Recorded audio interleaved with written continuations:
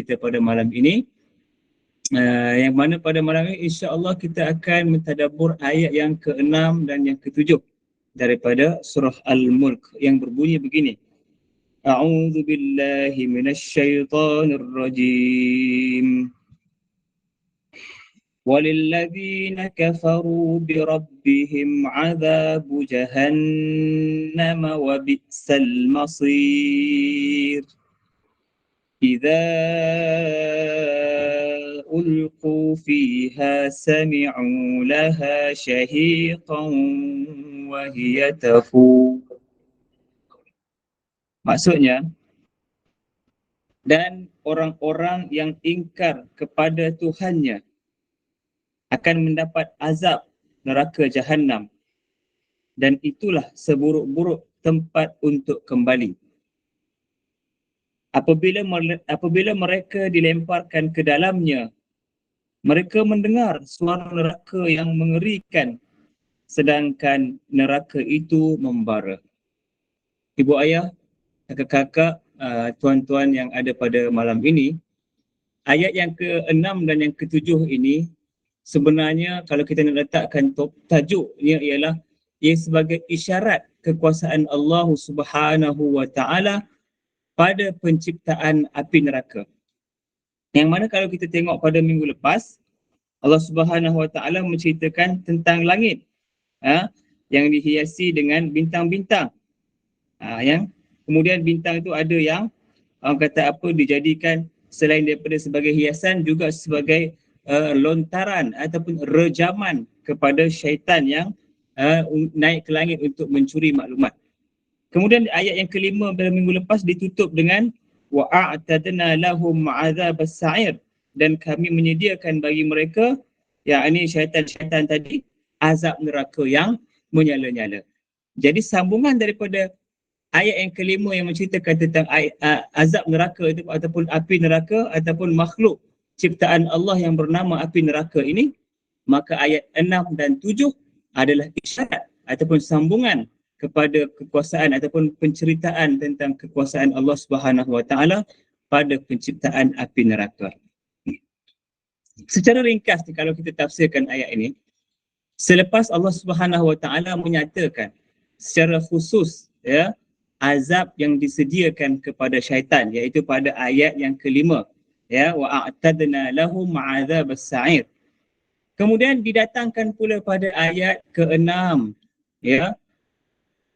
akan balasan bagi para pengikut jejak syaitan itu.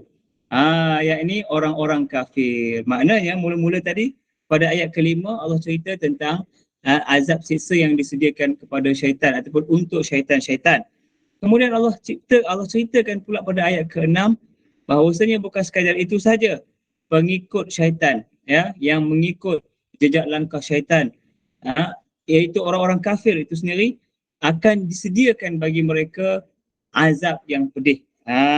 Seperti mana yang Allah sediakan kepada syaitan tadi. Allah kata dalam ayat ke-6 ni wa bi'sal masir.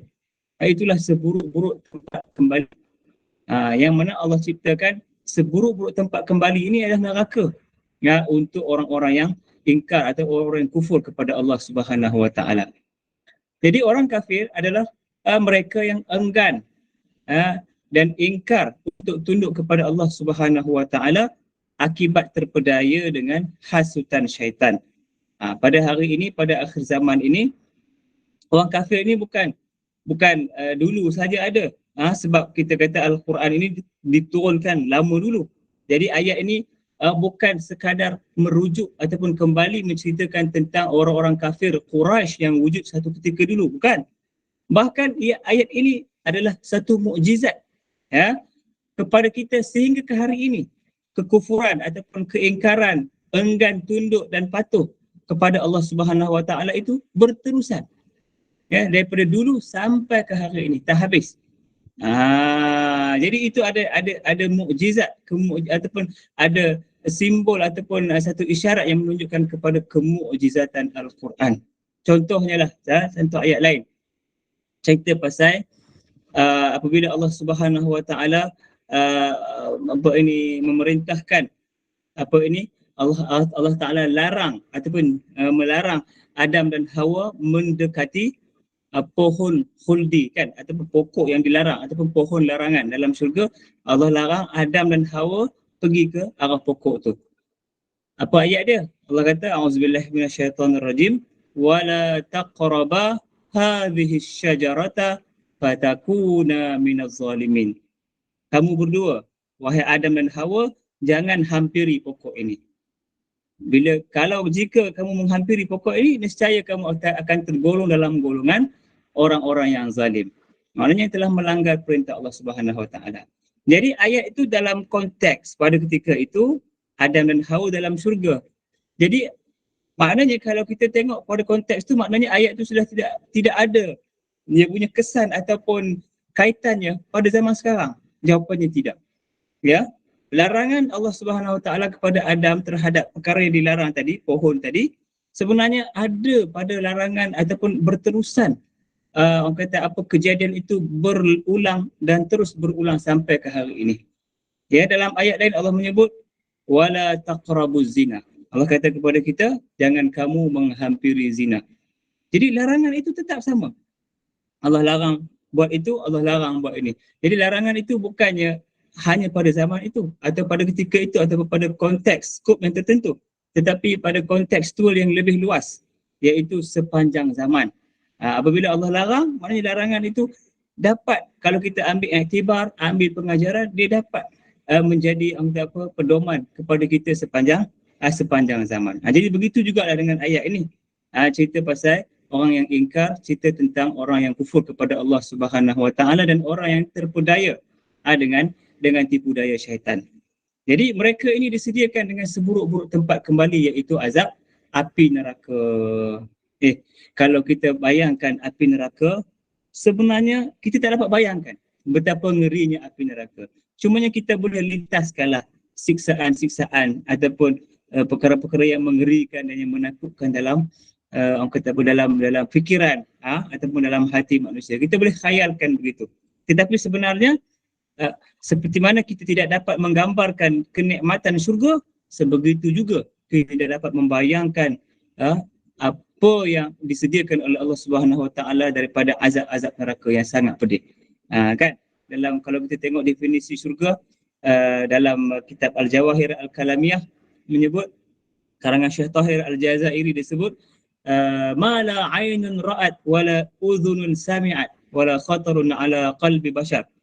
Kan syurga adalah tidak adalah satu tempat darun na'imil muqim, tempat yang abadi, tidak ada mata pernah melihat, tidak ada telinga pernah mendengar, tidak pernah terlintas dalam hati ataupun dalam benak hati manusia. Jadi apa yang kita rasa cantik, seronok, indah, itu semua bayangan kita di dunia, dan di syurga nanti lebih lagi. Begitu juga tentang neraka, benda yang kita bayangkan tentang azab, potonglah, kena bakarlah, apalah, luka dan sebagainya, semua itu apa yang kita bayangkan. Tapi di hari akhirat azabnya lebih pedih lagi, yang tak terlintas pun dalam mata kepala ataupun dalam benak hati kita. Jadi Ibnu Ashur, seorang ulama, mengatakan ayat ini sebenarnya nak menyempurnakan ayat sebelumnya, iaitu wa'atadna lahum adzabas sa'ir, iaitu ayat yang kelima. Yang mana ayat yang sebelum tadi menjelaskan tentang bahawa neraka bukan hanya khusus untuk syaitan, tetapi juga disediakan untuk orang-orang kafir dan musyrik secara umumnya. Maknanya untuk menyiksa hamba-hamba yang tidak beriman ataupun tidak tunduk kepada Allah Subhanahu Wa Taala. Dalam ayat yang ketujuh pula, kalau kita cuba fahami tafsir ringkasnya, ialah Allah Subhanahu Wa Taala menggambarkan betapa dahsyatnya siksaan yang diterima oleh penghuni neraka. Kan ayatnya berbunyi idza ulqu fiha sami'u laha shahiqan wa hiya tafur. Apabila mereka dilemparkan ke dalam neraka, mereka mendengar suara neraka yang mengerikan, sedangkan neraka itu membara. Maksudnya mereka dengar bunyi. Ya, orang kafir itu mereka dengar suara jeritan yang meraung-raung. Bunyi orang lah, bunyi api yang melegak-legak. Jadi semua itu adalah suasana yang Allah nak gambarkan kepada kita betapa ngerinya keadaan neraka. Kan macam kita lah, ya, kita masuk dalam satu kilang, ya, dalam satu kilang tu kilang memproses. Kita dengar bunyi enjin, kita dengar bunyi besi, kita dengar bunyi ketukan, kita dengar bunyi api, kita dengar bunyi angin, kita dengar bunyi segala-galanya. Kita ni bukan kerja kilang, kita ni kerja mungkin cikgu. Jadi bila kita masuk tempat yang bunyi bising, yang bunyi dahsyat tu, kita akan rasa gundah gulana. Kita akan rasa gerun, kita akan rasa takut sebab kita tak biasa dengar bunyi-bunyi yang dahsyat macam tu kan.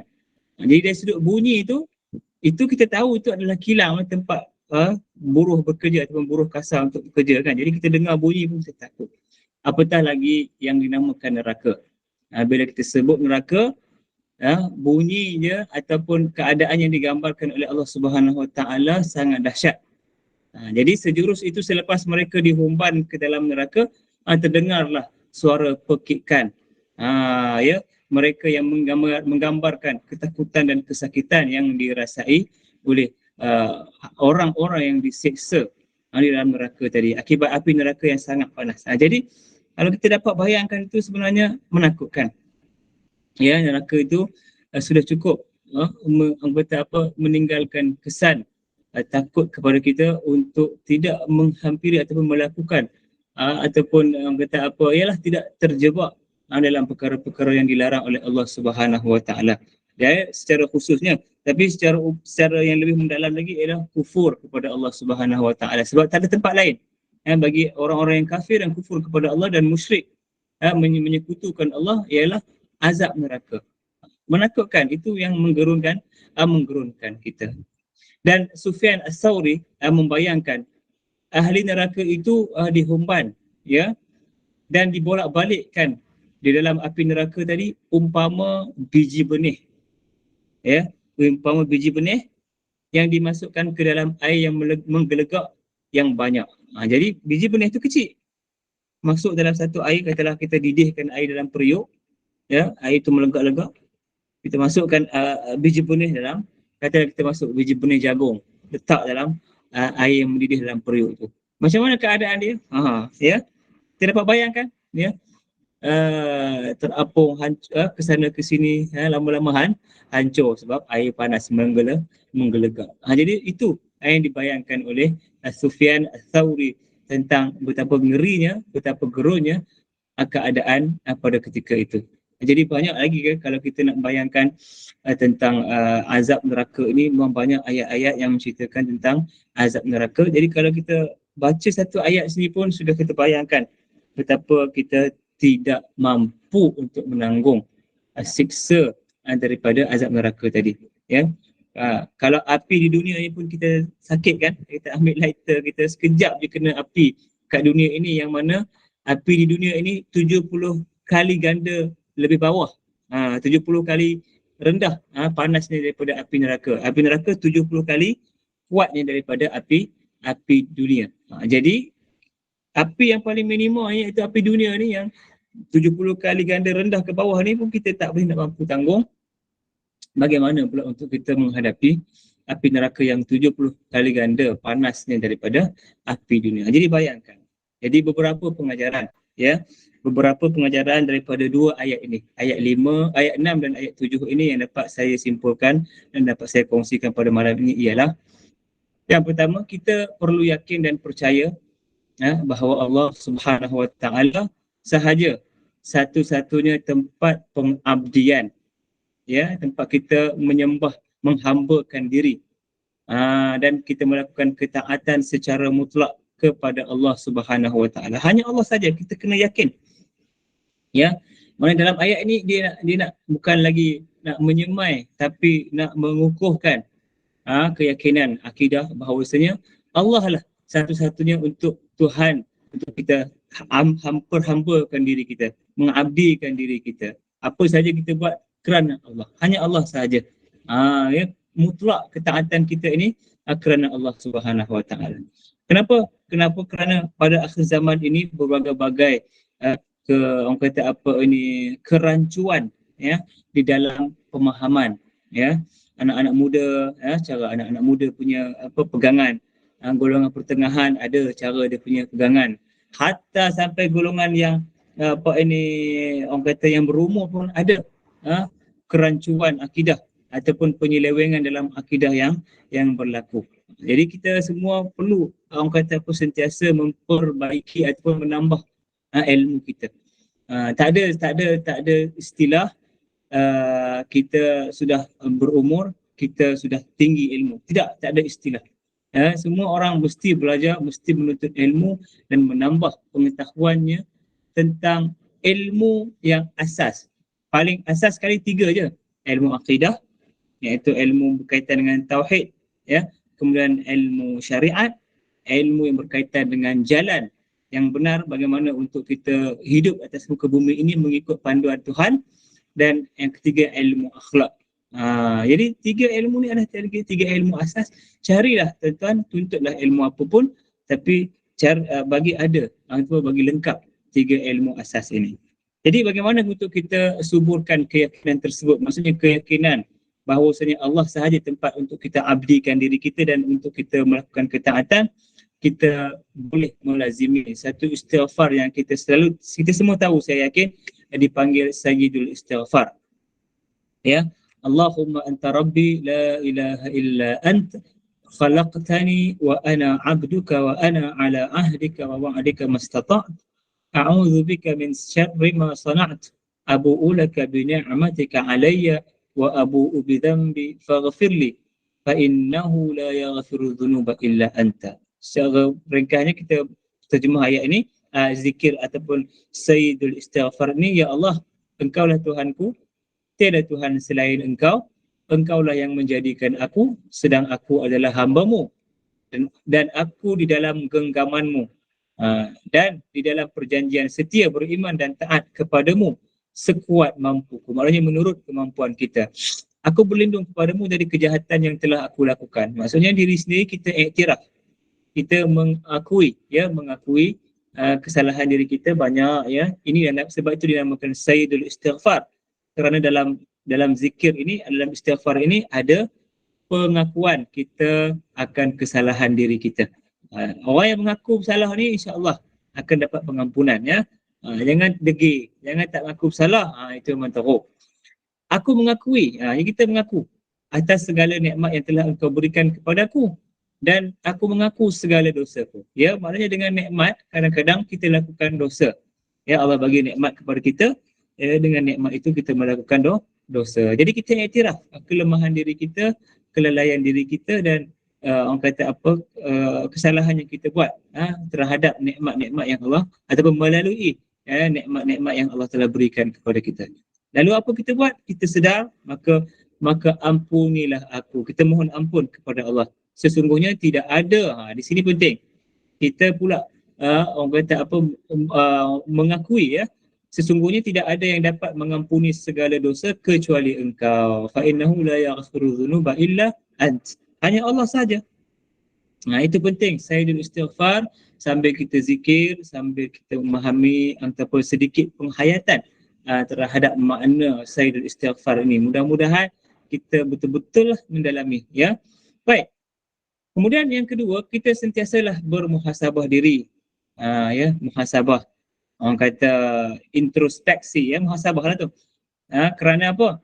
Kita kena muhasabah diri kita dengan membayangkan betapa dahsyatnya azab kepanasan api neraka yang disediakan buat mereka yang ingkar kepada Allah Subhanahu Wa Taala. Jadi kita kena muhasabah. Adakah kita ini terpedaya?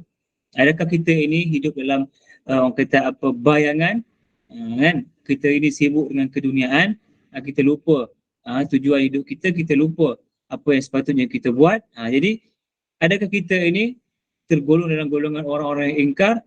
Ya. Jadi kita bayangkan betapa azabnya siksa itu supaya apa? Supaya kita tidak terpedaya dengan hasutan syaitan. Ya. Jadi itu yang kita nak kena ingat. Melalui baca ayat Al-Quran, kemudian kita tadabbur, kita buat penghayatan ataupun refleksi kepada diri kita sendiri, bukan kepada orang lain. Malam ini saya baca, saya pun bermuhasabah, fikir tentang diri kita. Memang ada nikmat-nikmat Tuhan yang kita kadang-kadang orang kata dia salah guna nikmat Allah Subhanahu Wa Taala sehingga kita melakukan dosa dengan nikmat Allah Subhanahu Wa Taala. Jadi kita takut sangat gerun dengan azab yang Allah sediakan untuk kita. Jadi kita minta ampun kepada Allah Subhanahu Wa Taala melalui sayyidul istighfar tadi. Yang ketiga, bersungguh-sungguhlah berdoa kepada Allah Subhanahu Wa Taala agar ditetapkan iman. Sebab ayat 5 ayat ke-6 ni ayat 6 dan ayat 7 ni ceritakan tentang neraka, kegerunan api neraka, yang azab neraka siksa itu disediakan untuk orang-orang yang engkar, orang yang kufur kepada Allah Subhanahu Wa Taala. Jadi kita minta Allah Subhanahu Wa Taala tetapkan iman kita. Kita dah beriman, tapi kalau kita tidak minta ditetapkan iman, takut kita tergelincir. Kan doa yang kita selalu baca, Rabbana la tuzigh qulubana. Ya Allah Tuhan kami, jangan kau pesongkan hati kami. Ba'da idh hadaitana, setelah engkau berikan petunjuk kepada kami atas iman ini, berada di atas keimanan ini. Jadi kita kena baca doa itu dengan kefahaman. Jadi minta Allah tetapkan iman dan beri kekuatan untuk menjadi hamba yang taat. Itu pun satu. Ya, iman ada. Kita beriman, kita yakin, kita percaya, tapi kadang-kadang kita tidak kuat untuk melakukan ketaatan. Itu pun kena minta, sebab dia datang daripada taufik Allah Subhanahu Wa Taala, ya, kesepakatan, persetujuan daripada Allah Subhanahu Wa Taala untuk kita menang ke atas hawa nafsu kita sendiri. Kita jihad, kita lawan hawa nafsu kita sampailah kita dapat melakukan ketaatan. Daripada awal ataupun daripada usia muda sampailah kita sampai matilah ataupun sampai akhir hayat kita. Jadi kita nak kena minta iman, teguhkan iman, kemudian minta kita kekuatan untuk melakukan ketaatan dan lawan hawa nafsu kita, sehingga kita menang terhadap hawa nafsu kita sendiri. Jadi Rasulullah SAW sendiri pun yang bersifat maksum pun berdoa. Nabi itu Nabi SAW pun berdoa agar ditetapkan iman, kan? Rabbana dalam doa yang masyhur kita selalu bacakan daripada yang diriwayatkan oleh Abdullah bin Amr bin Al-As. Nabi SAW berdoa, Allahumma musarrifal qulub, sarrif qulubana ala ta'atik. Kita selalu baca Allahumma ya muqallibal qulub, tsabbit qalbi, ataupun tsabbit qulubana ala dinik. Wahai Allah, ya Allah, zat yang membolak-balikkan hati, ya, palingkanlah hati kami kepada ketaatan, beribadah kepadamu. Jadi ada versi yang muqallibal qulub, ada versi yang musarrifal qulub. Tak apa yang mana pun, asalkan kita faham maksud dia, ya, Tuhan yang membolak-balikkan hati. Kita minta Tuhan palingkan hati kita kepada melakukan ketaatan dan beribadah kepada Tuhan semata-mata. Minta Tuhan tetapkan hati kita untuk kita sentiasa melakukan ketaatan dan ibadah kepada Allah Subhanahu Wa Taala. Itu Nabi, ya. Itu Nabi SAW yang telah dipelihara oleh Allah Taala pun berdoa. Maknanya besarlah ya. Maknanya besarlah perjuangan melawan hawa nafsu kita ni. Ya, kerana memang kita ada azam, ya.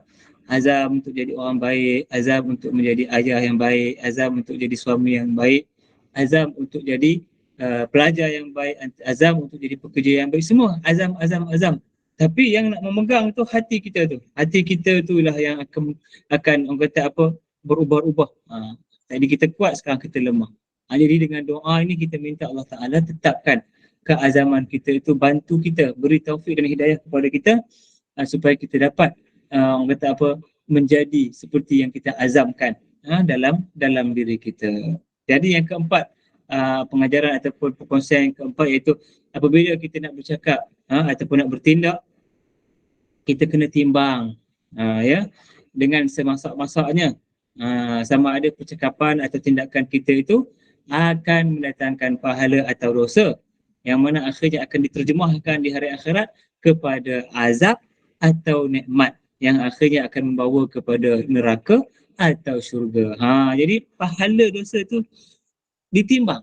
Maknanya kita, maksud timbang ni, kita fikir dulu, biar kita menyesal kerana tak bercakap daripada kita menyesal kerana kita bercakap. Sebab yang kita cakap itulah akan dihitung, akan dikira oleh Allah Subhanahu Wa Taala. Tapi kalau kita tak cakap tak apa. Jadi apa benda pun biar kita ambil masa untuk berfikir. Bukan kita lambat dalam berfikir atau lambat dalam melakukan tindakan, tetapi kita tidak mahu tersalah. Kita tidak mahu melakukan salah dalam percakapan, salah dalam tindakan, salah dalam perbuatan. Tak ada masalah. Ya, orang kata apa? Kalau kita perlahan-lahan, kalau kita orang kata apa? Orang kata apa? Ambil masa, tak ada masalah. Kita jangan berbangga dengan cepat, ya, cepat atau pantas tu kadang-kadang selalunya tidak mendatangkan manfaat sebab gelojoh kan. Ya, dalam sepotong ayat ada menyebut ya kata-kata Arab, dia kata al-ajalatu minasyaitan. Ya, gopoh gapah itu adalah sifat syaitan. Perangai syaitan. Dan dalam sepotong hadis lain Nabi SAW ada memuji seorang sahabat. Saya tak ingat sahabat tu nama apa, tapi matan hadis saya ingat Nabi SAW menyebut inna fika khaslatan yuhibbuhum Allah al-hilmu wal-anah. Sesungguhnya engkau ada dua sifat yang disukai oleh Allah. Maknanya Nabi puji seorang sahabat. Nabi puji seorang sahabat yang mempunyai dua sifat yang disukai oleh Allah. Apa dia? Al-hilmu. Al-hilmu ialah berlemah lembut. Ya, tenang, ramah. Itu maksud al-hilmu. Orang yang lemah lembut, orang yang orang kata apa, soft spoken kan, cakap lembut-lembut. Jadi al-hilmu tu maksud dia. Wal anah. Al-anah pula ialah orang yang perlahan-lahan. Al-anah tadi lawan kepada al-ajalah. Al-ajalah gelojoh, gopoh gapah. Semua benda orang kata apa? Ialah jadi gila kelang kabut. Tak. Nabi kata dua sifat ni Allah suka, iaitu tenang tadi apa? Al-hilmu tu lemah lembut, sopan santun, boleh tenang pun boleh. Itu maksud al-hilmu, makna yang tak lari daripada makna lughawi ataupun makna bahasa dia, iaitu lemah lembut, tenang, sopan santun, peramah, relax. Itu makna al-hilmu. Dan al-anah pula ialah perlahan-lahan, tidak gelojoh. Orang kata apa, lakukan satu benda dengan slow and steady. Itu benda yang dua sifat yang disukai oleh Allah Subhanahu Wa Taala. Jadi itu saja pengajaran ataupun tadabbur ringkas pada malam ini, dua ayat daripada surah Al-Mulk, ayat yang ke-6 dan ayat yang ke-7. Jadi mudah-mudahan Allah Subhanahu Wa Taala menyampaikan kepada kita makna yang baik, kefahaman yang baik daripada kalam Allah Subhanahu Wa Taala yang boleh kita jadikan orang kata apa, penghayatan pada malam ini dan kita dapat amalkan dalam diri kita insya-Allah. Amin ya rabbal alamin. Marilah sama-sama kita membaca surah Al-Mulk, muka surat 562. A'udzu billahi minasy syaithanir rajim. Bismillahirrahmanirrahim. Tabarakalladzi biyadihil mulku wa huwa ala kulli syai'in qadir. الذي خلق الموت والحياة ليبلوكم أيكم أحسن عملا وهو العزيز الغفور. الذي خلق 7 سماوات طباقا ما ترى في خلق الرحمن من تفاوت فارجع البصر هل ترى من فطور ثم ارجع البصر كرتين ينقلب إليك البصر خاسئا وهو حسير ولقد زينا السماء الدنيا بمصابيح وجعلناها رجوما للشياطين وأعتدنا لهم عذاب السعير وللذين كفروا بربهم عذاب جهنم وبئس المصير إذا ألقوا فيها سمعوا لها شهيقا وهي تفور تكاد تميز من الغيظ كلما ألقي فيها فوج سألهم خزنتها ألم يأتكم نذير قالوا بلى قد جاءنا نذير فكذبنا وقلنا ما نزل الله من شيء إن أنتم إلا في ضلال كبير وقالوا لو كنا نسمع أو نعقل ما كنا في أصحاب السعير فاعترفوا بذنبهم فسحقا لأصحاب السعير إن الذين يخشون ربهم بالغيب لهم مغفرة وأجر كبير وأسروا قولكم أو اجهروا به إنه عليم بذات الصدور ألا يعلم من خلق وهو اللطيف الخبير هو الذي جعل لكم الأرض ذلولا فامشوا في مناكبها وكلوا من رزقه وإليه النشور أأمنتم من في السماء أن يخسف بكم الأرض فإذا هي تمور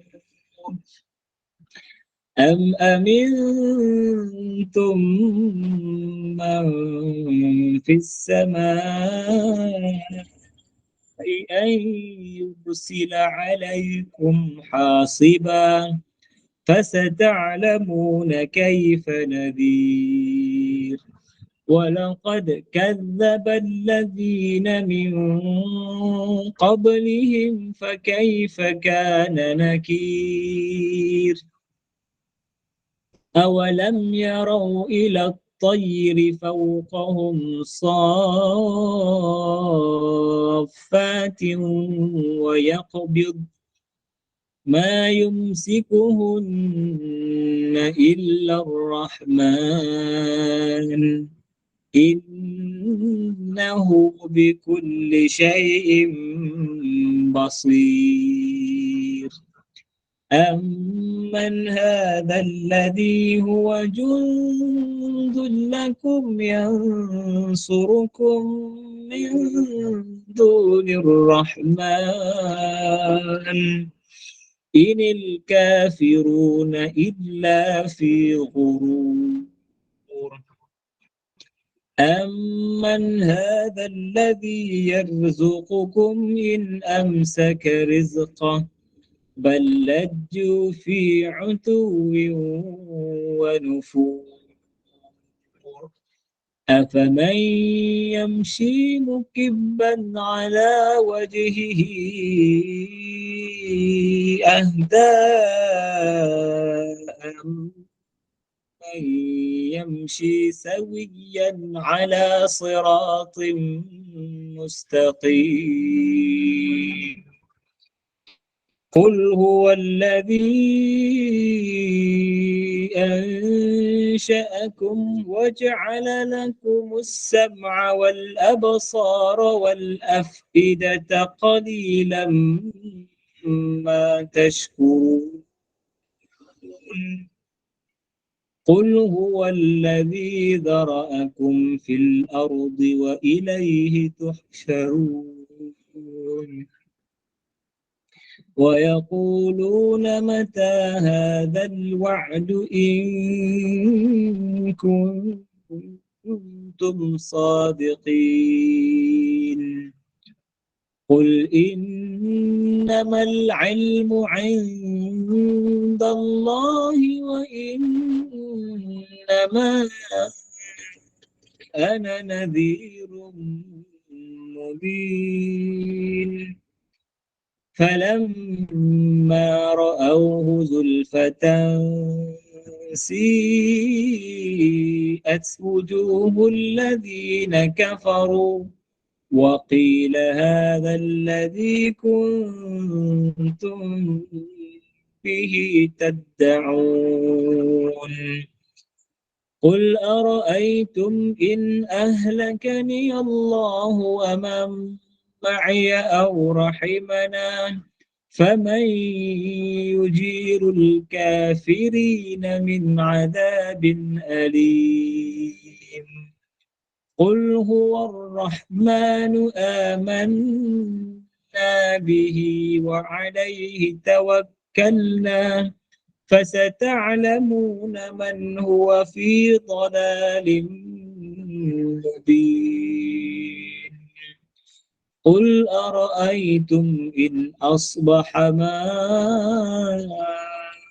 ماؤكم غورا فمن يأتيكم بماء معين صدق الله العظيم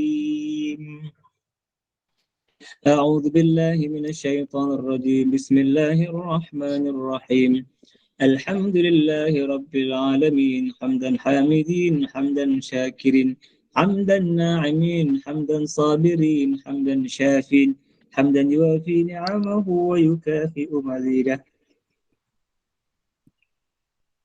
يا ربنا لك الحمد كما ينبغي لجلال وجهك وعظيم سلطانك اللهم صل على سيدنا محمد طب القلوب ودوائها وعافية الأبدان وشفائها ونور الأبصار وضيائها وعلى آله وصحبه وبارك وسلم اللهم إنا نسألك الهدى والتقى والعفاف والغنى اللهم اغفر لنا ذنوبنا ولوالدنا وارحمهم كما ربونا صغارا اللهم اغفر لنا ذنوبنا وإسرافنا في أمرنا وثبت أقدامنا وانصرنا على القوم الكافرين اللهم أنت ربنا لا إله إلا أنت خلقتنا ونحن عبيدك ونحن على عهدك ووعدك ما استطعنا نعوذ بك من شر ما صنعنا ونعوذ بك بذنوبك يا الله فاغفر لنا فإنه لا يغفر الذنوب إلا أنت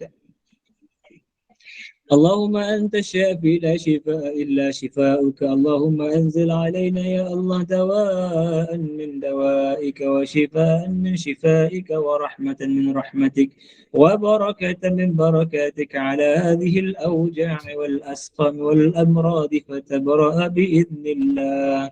Ya Allah, ya Rahman, ya Rahim, Engkau maha mendengar lagi maha melihat. Engkau maha mengetahui, ya Allah, atas segala setiap sesuatu. Ya Allah, Tuhan kami, ampunilah segala dosa kami, ya Allah. Kedua ibu bapa kami, ya Allah. Saudara mara kami, ya Allah. Bapa saudara kami, ibu-ibu saudara kami, ya Allah. Datuk nenek moyang kami dan seluruh kaum kerabat keturunan kami. Ya Allah, Tuhan kami, ya Allah. Jika ada orang yang sakit di kalangan kami, Engkau sembuhkanlah. Jika ada orang yang berdosa di kalangan kami, Engkau ampunkanlah. Jika ada orang yang miskin di kalangan kami, Engkau kayakanlah. Jika ada orang yang susah hati di kalangan kami, Ya Allah, Engkau lapangkanlah. Jika ada orang dalam kesempitan di kalangan kami, ya Allah, Engkau kurniakanlah jalan keluar kepadanya. Ya Allah Tuhan kami, jika ada orang yang sedang meminta dan memohon sebarang hajat kepadamu, ya Allah, yang mana hajat itu untuk kebaikan dunia dan akhiratnya, ya Allah, Engkau laksanakanlah, Engkau kabulkanlah, ya Allah, permintaannya, ya Rabbal Alamin. Ya Allah, ya Tuhan kami, Engkau berikanlah taufik dan hidayahmu kepada kami, ya Allah. Bimbinglah kami, ya Allah, di dalam segala gerak-geri dan tindakan kami. Tutur kata kami, ya percakapan kami, perbuatan kami, ya Allah. Dengan hidayah dan taufik daripadamu, ya Allah, ke dalam kepada ketaatan dan kebaikan, ya Allah, ya Rabbal Alamin. Ya Allah, ya Tuhan kami, Engkau limpahkan rahmat dan keredaanmu, ya Allah, kepada sahabat pencinta Al-Quran. Ya Allah, sentiasa kami, ya Allah, kurniakanlah kami semangat, komitmen dan istiqamah untuk terus bergabung pada setiap ketika, ya Allah, membaca Al-Quran, mentadabbur Al-Quran, mempelajari ilmu daripada Al-Quran. Mudah-mudahan, ya Allah, kami tergolong dalam golongan yang Engkau panggil sebagai Ahlul Quran. Ya Allah, Tuhan kami, kurniakanlah kami, ya Allah, Al-Quran ini sebagai cahaya dalam kehidupan kami, cahaya dalam kubur kami, ya Allah, cahaya di hari akhirat bagi kami, ya Allah, ya Rabbal Alamin. Rabbana zalamna anfusana wa illam taghfir lana wa tarhamna lanakunanna minal khasirin. Rabbana atina fid dunya hasanatan wa fil akhirati hasanatan wa qina adzaban nar. Sallallahu ala sayyidina Muhammadin wa ala alihi wa sahbihi wa baraka wa sallam. Walhamdulillahi rabbil alamin. Qabbalallahu minkum. Kembali kepada Puan Inun. Terima kasih. Terima kasih Ustaz. Alhamdulillah, jazakallah khairan Ustaz Haiful Amar. Demikianlah penjelasan atas penjelasan ilmu dari tadabbur surah Al-Mulk itu tadi. Itu dari ayat 6 yang mana azab yang bakal ditimpa kepada orang kafir di akhirat nanti, dan semoga ianya memberi kefahaman dan mengambil ibarat daripadanya. Dan insyaAllah semoga dalam kesempatan kita akan bersama lagi dengan Ustaz dan para jemaah sekalian. Dan saya serahkan kepada Ustaz untuk menutup dengan tasbih kafarah dan surah Al-Asr. Silakan Ustaz. أعوذ بالله من الشيطان الرجيم بسم الله الرحمن الرحيم سبحانك اللهم وبحمدك أشهد أن لا إله إلا أنت أستغفرك وأتوب إليك بسم الله الرحمن الرحيم العصر إن الإنسان لفي خسر إلا الذين آمنوا وعملوا الصالحات وتواصوا بالحق وتواصوا بالصبر آمين يا رب العالمين. Terima kasih semua. Sama Ustaz, terima kasih Ustaz. Assalamualaikum warahmatullahi wabarakatuh. Assalamualaikum. Terima kasih Puan Aina. Waalaikumsalam. Sama-sama. Terima kasih.